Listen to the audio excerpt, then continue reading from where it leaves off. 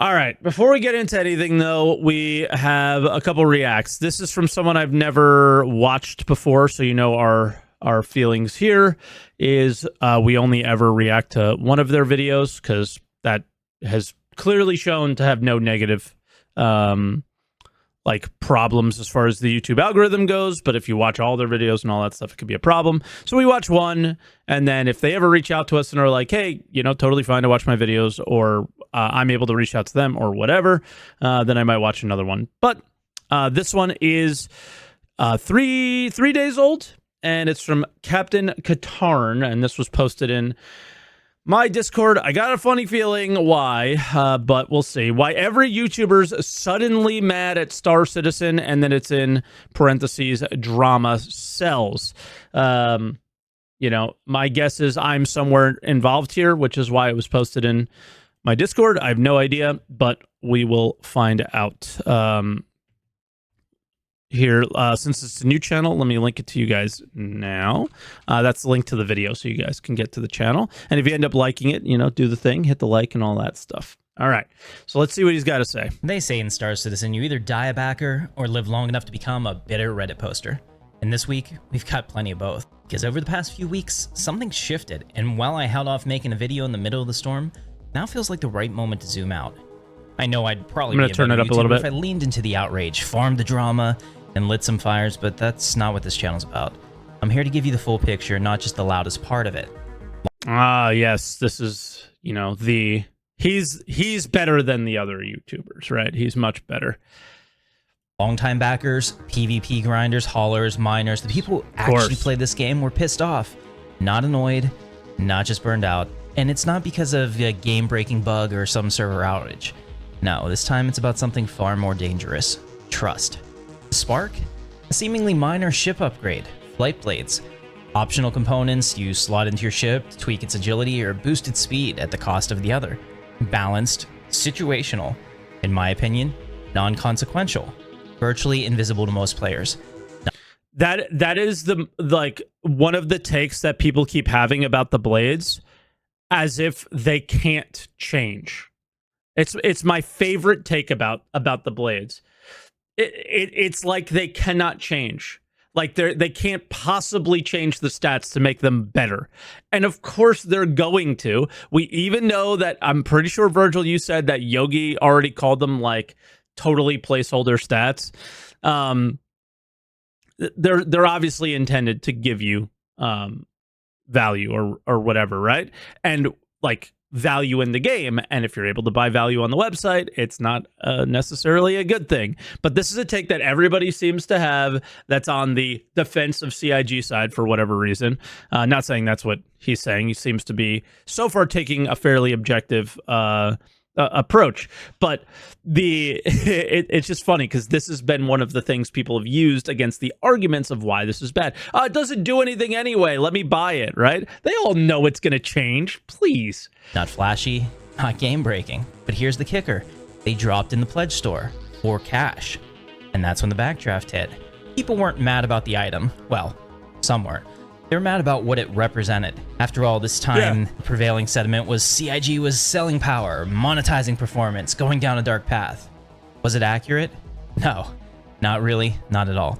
That didn't stop the wildfire. There are still people out there who genuinely believe you can buy skill in Star. There's a ship on screen. What would it take to kill that ship? How many people would it take to kill that ship? How many people does it take to fly that ship? Like, what?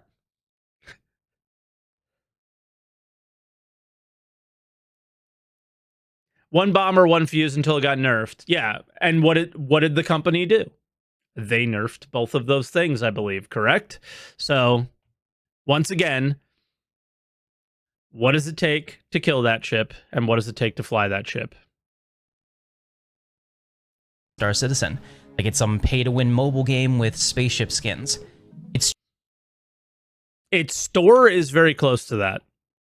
You know, how it actually acts in the game is obviously, that's not the case, but, you know, you have a constellation on screen versus, you know, an extremely strong or at least ton of health ship, right?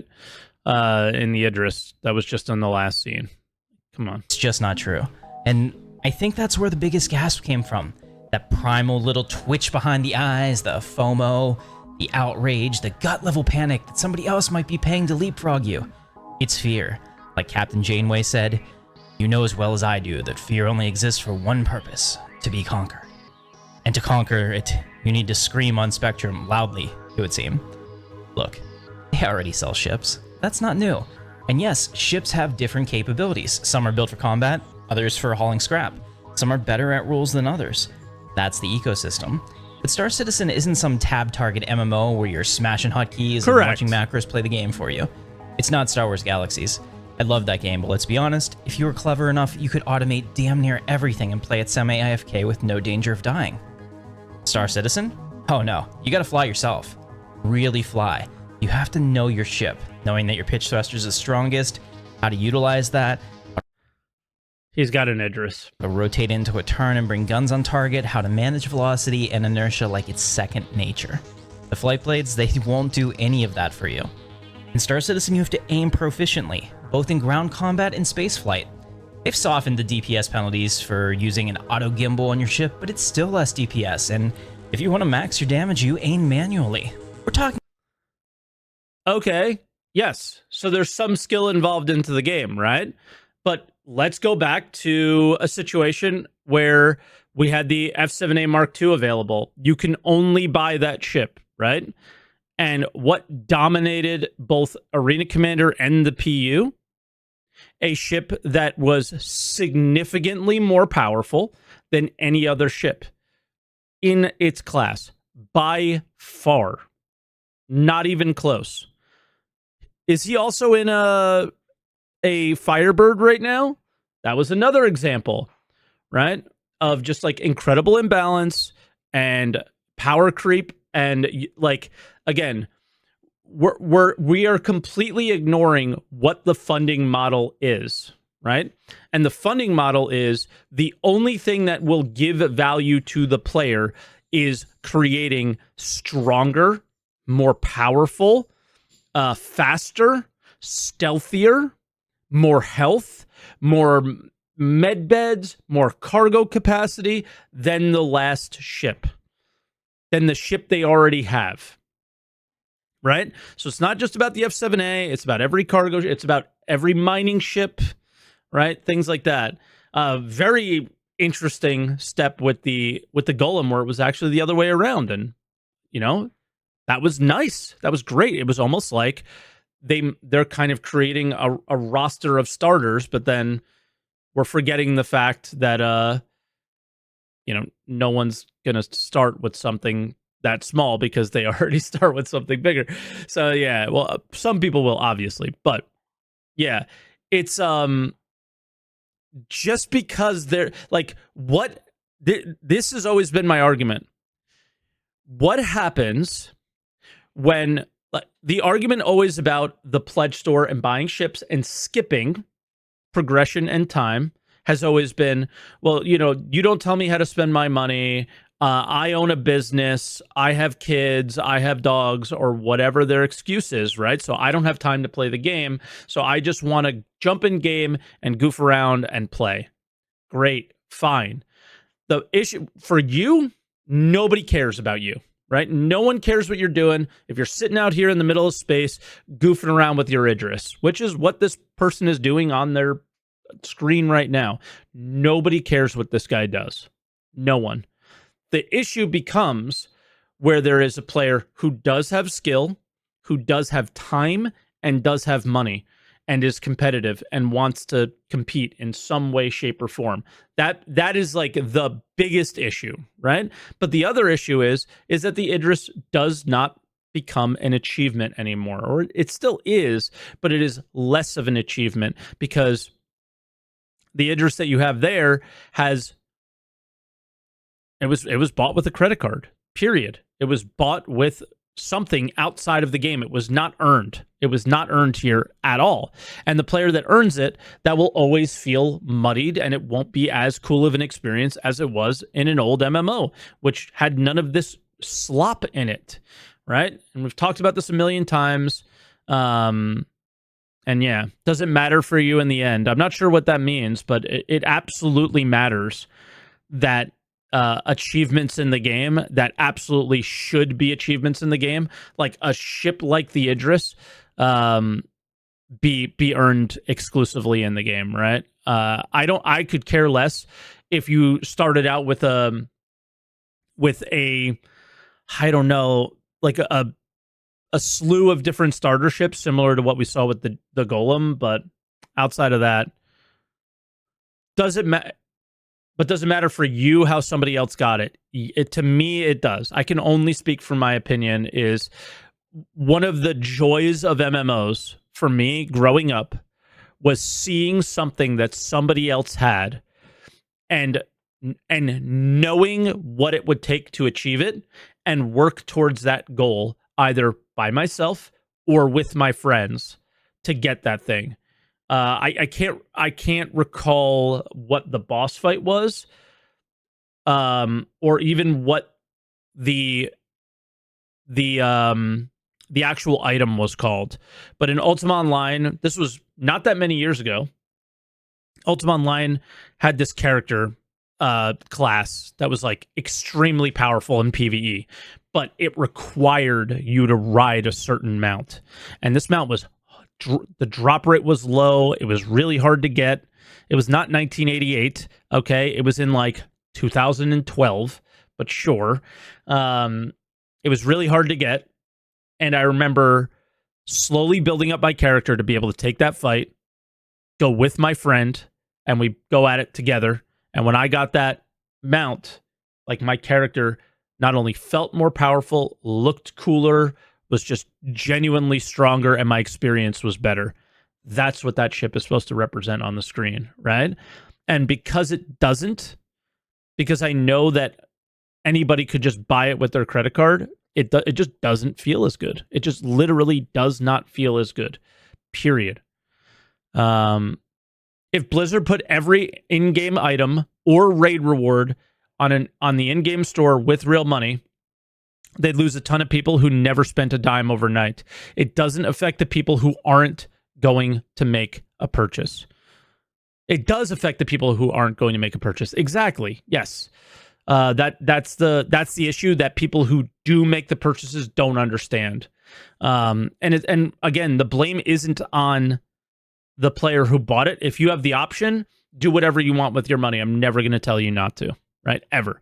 It's the fact that the company allows you to. The frustration is never really pointed at the whale. It's always pointed at the company, unless the whale points at me.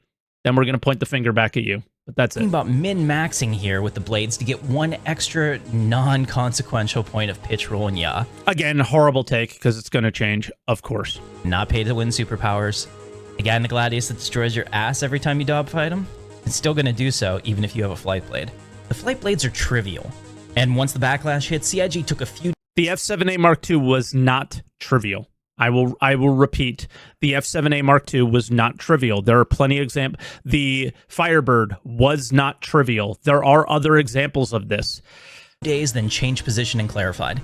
They'll be available in-game in the next live patch, and all future items of this nature will be available in-game when they hit the pledge store. In other words, they keep the monetized option while seemingly satisfying the outrage. Personally, I think it was a calculated risk, knowing this is where they were comfortable ending up, and we're willing to risk the backlash if it was a problem. But to the community, this flare-up wasn't just about flight blades. It was about decay, a slow erosion of trust, and a more critical eye on what CIG is doing behind the scenes. Nothing cemented that more than the roadmap. Ah, the roadmap. The beloved and deeply flawed crystal ball that showed us what was coming next. It was aspirational. What roadmap? Often delusional. Sometimes very wrong. But it was supposed to be transparent, and now it's been soft retold into a next patch preview. Shorter, safer, more agile, and for many players, a betrayal. As a gamer, I can't think of a single developer that's never regretted having a roadmap. Not one, especially not the ones I've thrown money at on Steam. They try to walk this line of what we intend to deliver, but as soon as delays happen, it's chaos. This issue isn't unique to CIG. No, so definitely when Star not. Citizen quietly changed the roadmap format again, it wasn't a gotcha moment for me. It was a shrug, maybe even an eye roll. But as a rational person, and yeah, sometimes I do try to be one of those, I want to believe there's a reason behind it. Maybe not a good one, but a reason. And this is where YouTube speculation kicks in, because let's be honest, this platform was built on turning uncertainty into content.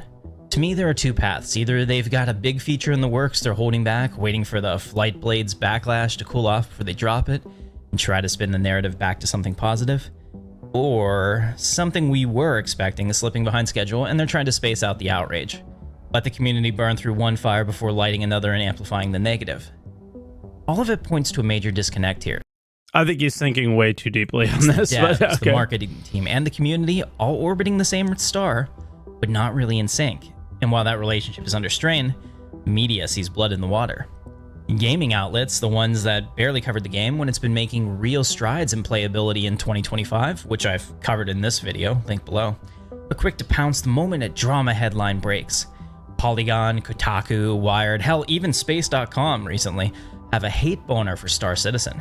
Like clockwork, they've all got Star Citizen crosses X funding milestone and no release in sight, and Star Citizen meltdown articles locked and loaded the second Reddit flares up. Yeah, I mean, aren't they pretty much owned by like the big publishers and stuff, basically?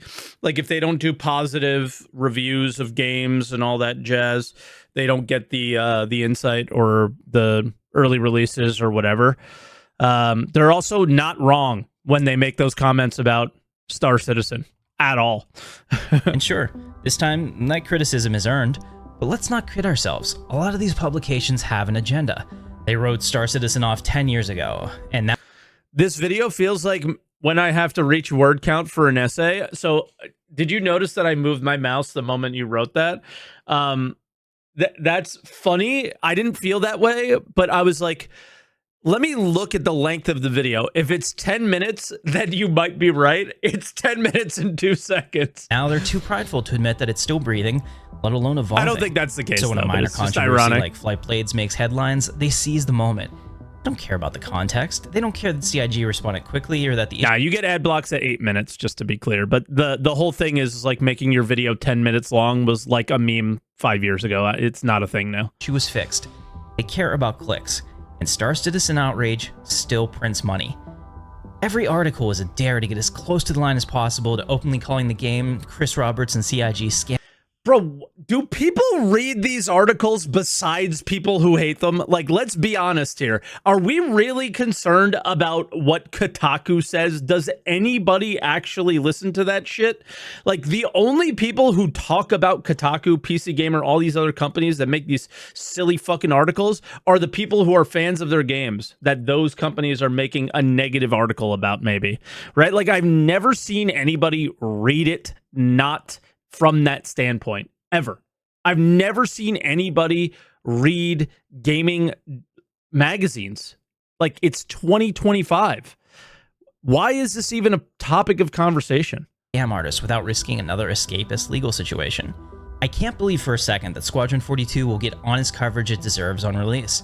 It's not like the same journalists, and I use that term mockingly, are going to be objective. I bet... hold on. Squadron 42 Kotaku, because they're like typically the worst one, right?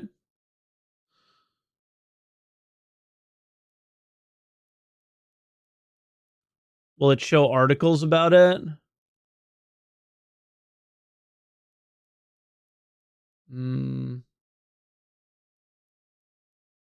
Let's see. They're not even... I don't know. Their search is really bad.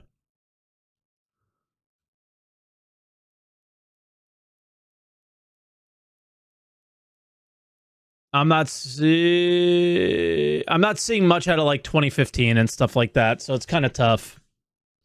Then again, some people still use Facebook. True. Okay. I mean, they're not journalists. They are op-ed people who pretend to be in a position of power and authority. And here's the problem. No matter how good Squadron 42 is, the reviews will inevitably say, it's good, but... and then insert any justification from delays to funding to... Bro, I think this is so unfair what he's saying right now. And, like, the hate boner is just really weird about... It's very ironic, the title and all these things. Like, he kind of started the video like, I'm not gonna cause drama and I'm above that, but then like is obsessed with the drama of these articles that literally mean nothing. I think that's super unfair. I think if Squadron drops and it's really fun, it doesn't matter. Like they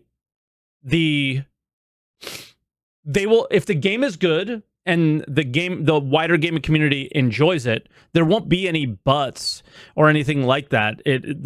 These journalists, these articles will have to stay with the narrative of the gaming community there. The narrative of the gaming community is Star Citizen's a scam. And they're literally taking money for the game that you see on the screen and putting it into a game that you don't see on the screen. Seems a little fucked up. I don't know. Negatively turn the article against it. That's the climate out there in media, and I'm willing to bet a lot of money on that. Worse yet, we've got an entire industry of Star Citizen content creators who've made negativity their brand. Doesn't matter what CIG does. This Delay is why a feature, you sent it to me. Launch a new PTU patch, short-sightedly sell some blades for real money, and it's always spun as a red flag, a scam, a failure. And sure, drama gets clicks, but who are these YouTubers? Who are these YouTubers, like, besides me? Right? Like, a lot of the time, you guys point out, like, oh, he didn't say you directly. Who's he talking about? And my favorite is the always comment when I have a library of positive videos. Not as many as I have negative videos because CIG, right? Like, who are they talking about? So what like, these are the times where, like, what am I supposed to think? It can't be Morph, right? Because he's had, what, you think it's Morph because he's had like 3 negative takes in the last 10 years? Come on. Just listen to it. An entire industry of Star Citizen content. Now, he says an entire industry as well, which is pretty funny. What is this industry? There's like 4 of us who regularly make videos. What is he talking about? Creators who've made negativity their brand. Doesn't matter what CIG does. Delay a feature. And then he said brand too, which is like a very common thing around me. Yeah, it's funny. Hi, how you doing? I hear you. Sure. Launch a new PTU patch, short-sightedly sell some blades for real money, and it's always spun as a red flag, a scam, a failure. And sure, drama gets clicks, but at some point you've got to ask, are they here to cover the game or just farming outrage for revenue? You know the type. Thumbnails with red arrows and... Okay. See? How can it not be? I have arrows in my thumbnails. WTF is CIG doing in bold? Hot takes that ignore the nuance. Some don't even play the game anymore. They just farm their frustration. But there's a... Who could that possibly be? And my favorite is don't play the game anymore.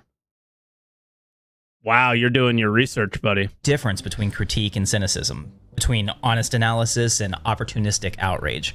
When the loudest voices are only here to stir the pot, it drowns out the real conversation we should be having about features, about design, about what the game is becoming. Now,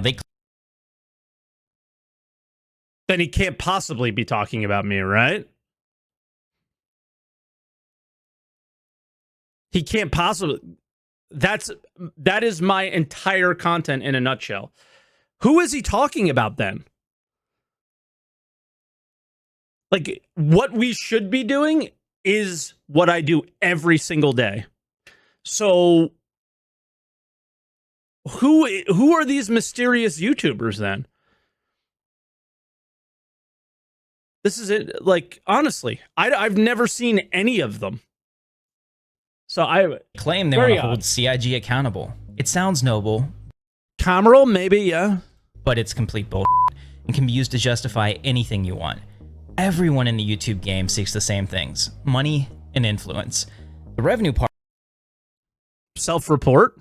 Well, that's easy. Just get tons of views and this drama will help you get there. The influence part's a little harder. Sure, CIG might know your name, but one look at the funding tracker shows a different story. And if there's a major backlash, well, it sure isn't stopping people from opening their wallets. Let's not kid ourselves. If the noble goal here was to rally the community and send the message by starving the beast, then mission failed. The funding numbers haven't dipped. In fact, they're climbing up over 30% compared to last year. But we're going to ignore the fact that they put a paint that looks really good, and black paints have been absolutely requested by the community in every way, shape, or form that are actually black. They have black paints that aren't. And then tie them in with the flight blades. And now, again, you are saying that everything is fine because they make money. That's not how this works. What did you say that we should be doing 30 seconds ago? Like right about here. But it's complete bullshit and can be used to justify anything you want. Everyone in the YouTube game seeks the same things: money and influence. The revenue part, well, that's easy. Just get tons of views and this drama will help you get there. The influence part's a little hard. Hold on. And opportunistic outrage. When the loudest voices are only here to stir the pot, it drowns out the real conversation we should be having about features, about design, about what the game is becoming.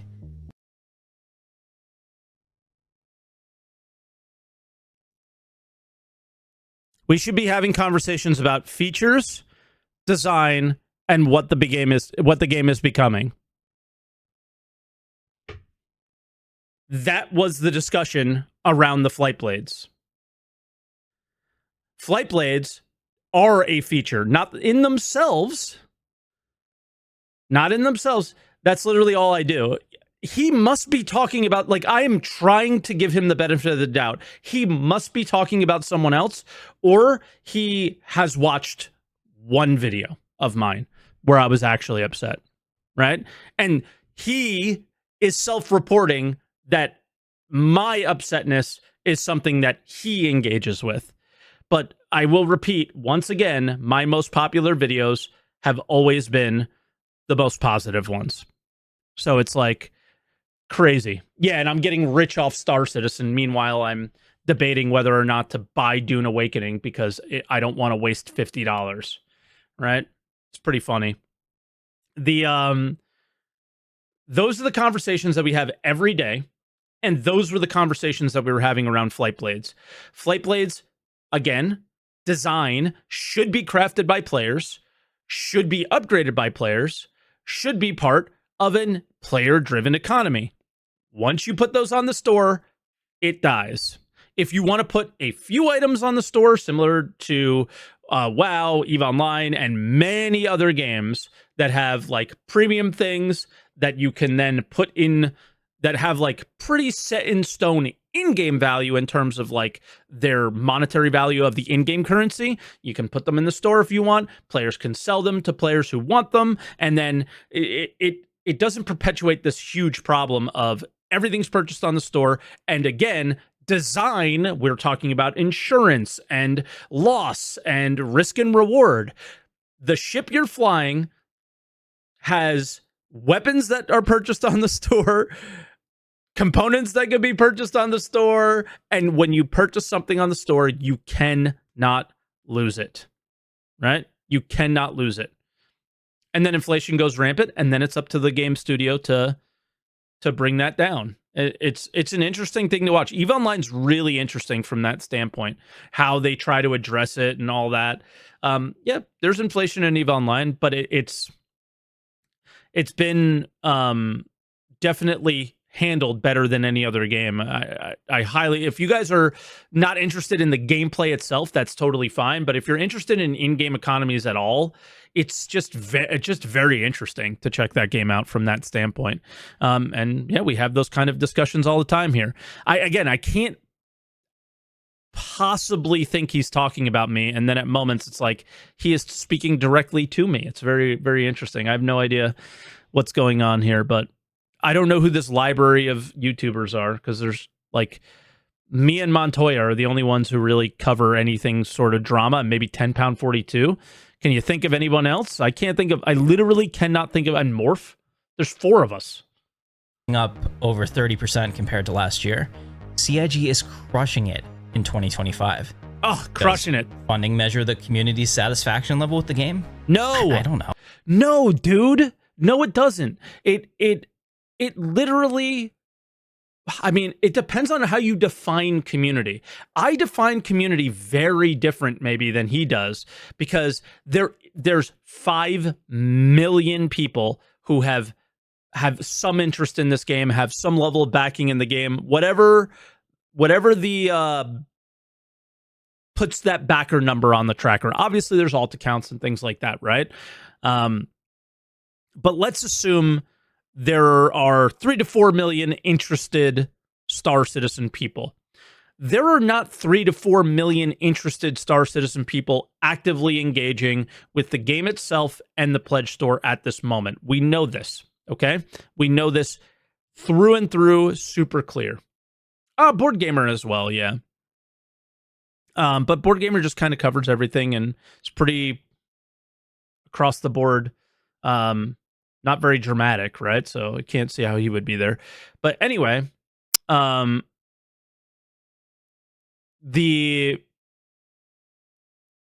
was I before I got distracted there? Yeah, I don't know. I don't know what I was saying, so we'll just keep going with the video and we'll leave it there. I lost my train of thought. Crowdfunding is one consistent metric we have access to. There you go. Okay, so we're using crowdfunding as the game is successful. You know, I've seen people use these takes before, and I don't necessarily agree with them. The idea that the company is extracting money from its whales, selling the Idris 16 times during the event, and watching people on Spectrum endlessly wanting to buy it, right, is very interesting. Yes, the funding model is somewhat successful. They are not profitable at all. So you can argue that it's not. There's tons of mismanagement, tons of overpromising, underdelivering over and over and over again every year.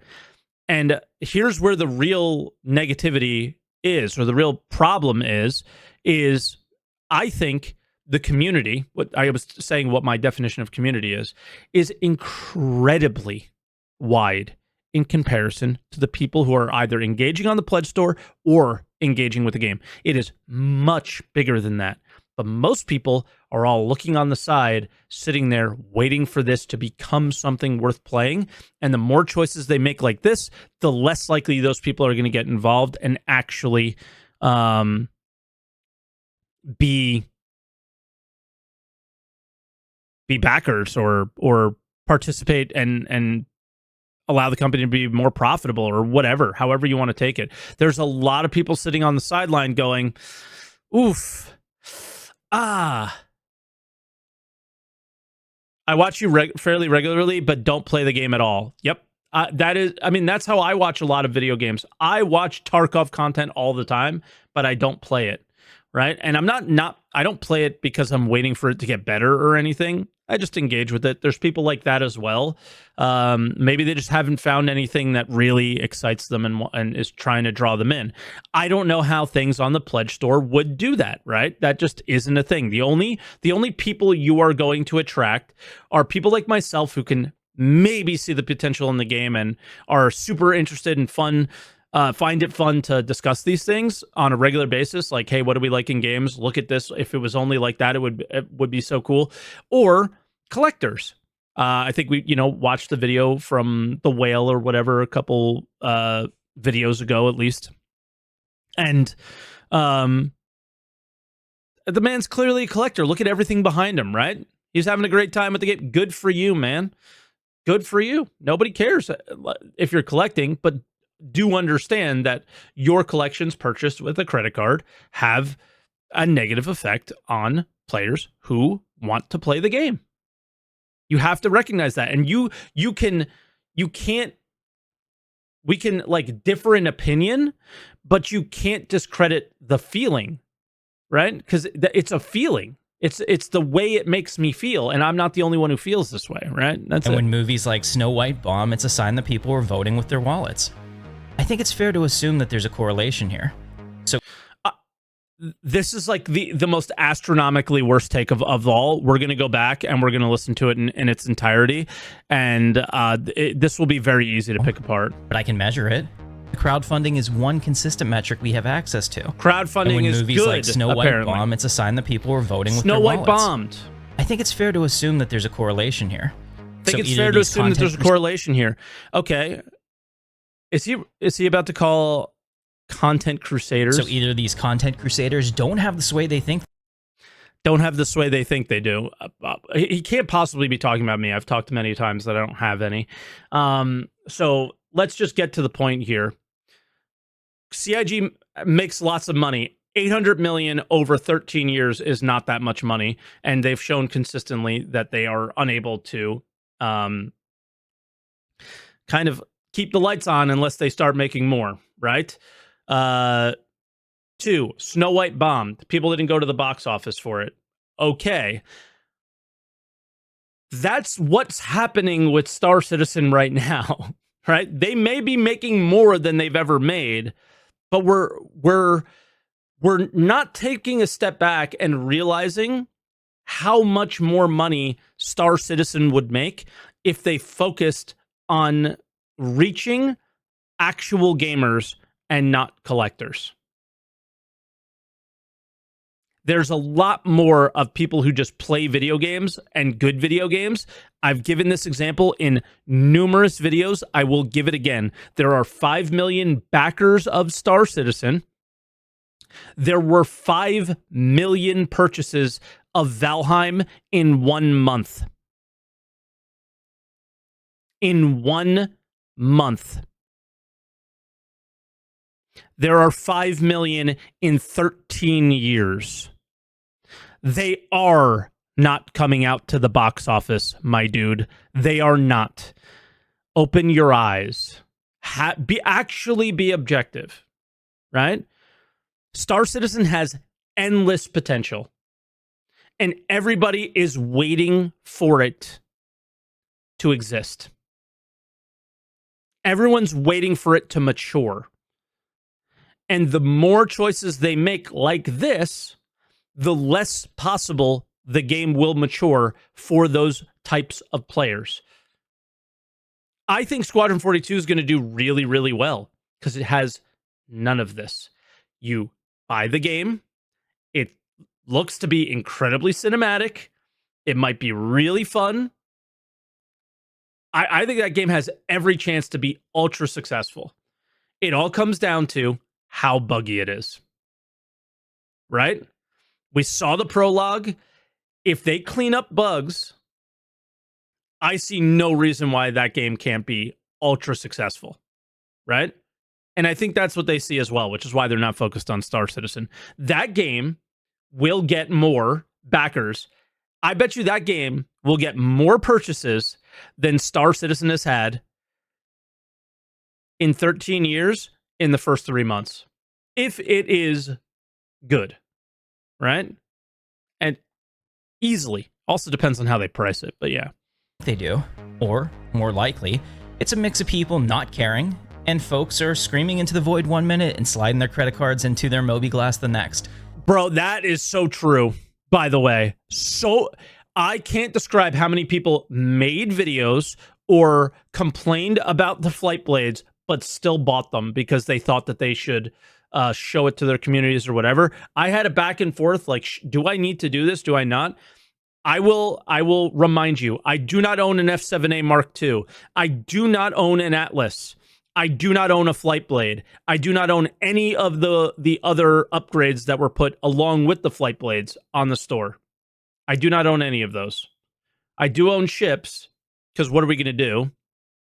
You can't earn them fast enough in the game. Want to talk about gameplay? You can't earn them fast enough in the game, and the ones that you do earn in game just literally disappear. So you have to be able to show them to your community as a creator. But again, I am literally trying to play on an account with just an Aurora, and CZ's broken, Hathor broken. What am I supposed to do? Because when there's no accountability, and there isn't on the internet, it's easy to hate something out loud while quietly buying every limited edition haul you swore you'd boycott. He's 100% right about this. There's a lot of hypocrites. Hypocrisy moves faster than a blade-fitted Scorpius, apparently. So here we are. Again, CIG walks back a tone-deaf decision, the community splits into war camps, and the media flocks in like it's feeding time. Certainly this... Did the community really split into war camps here? it was like, I think it was pretty heavily weighted on the side of like, guys, this is not like, I buy ships, but this is not good. This could have been avoided from the start. And if CIG wants to mature as a company, that's pretty one-sided. They need to hire better PR consultants.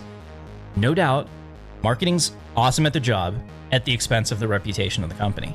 They don't need to hire PR consultants. They need to hire actual game developers. What are we doing?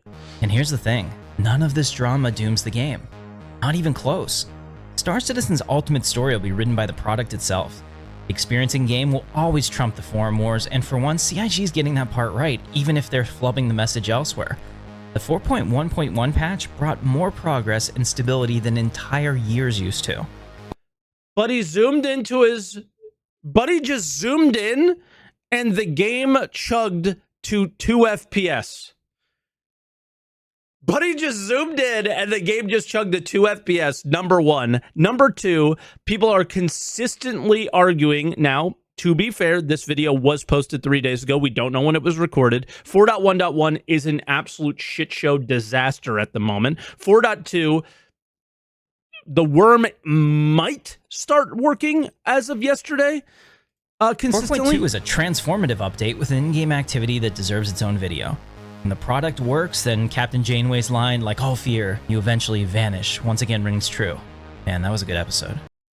Okay, you really like Star Trek, cool. This isn't about being perfect. CIG is never going to be perfect. It's about being honest. The game's evolving and hopefully their PR will mature. We'll see in 2 weeks with the next roadmap update if there are any lessons learned, or maybe we'll be making and watching the same outrage videos all over again. Okay. Yeah, interesting. I can't tell, like, I can't tell who he's talking about here, because like it doesn't really represent any of the people that are making videos, at least honestly, right? But yeah, so we'll give them the benefit of the doubt. Like the servers are and both patches are not in a good place right this moment. But again, this was posted many days ago, so it's hard to say. But when content creators make content on other content creators and make like wild misrepresentations of them, it's always funny. I try to like see his point of view, but I'm not even sure what it is through the video. I think it's mostly give them time and the game will be good, I think. And I think largely I don't disagree with that. The problem is how much time has been wasted.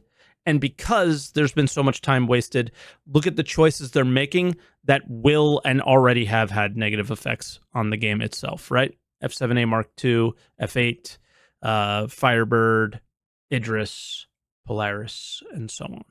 So it's a very weird situation. I do think CIG, the funding model, would be incredibly successful if it was different, but it can only really be different if they actually release a product. I don't think they can change the funding model to selling in-game currency properly. For the people who aren't aware, I am aware that they do sell currency. It is the worst possible decision you can make. I actually got shit for calling people idiots for buying it. I'm saying you are making a really bad decision if you buy it. It's really stupid to buy it because it's $10 for 10,000 alpha UEC or UEC. In this case, that it's 1,000. It's $1 per 1,000 UEC. That is $250 is one mission, right? It's just a really bad financial decision. You would be stupid to do so. That's what I mean by that.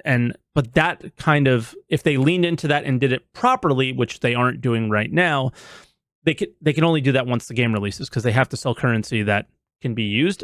I doubt it would even be legal to do it in an alpha, right? That could get wiped and all that jazz. So, yeah, that's a very interesting video. And again, I'm not even sure where the guy stands on it other than he really likes the game.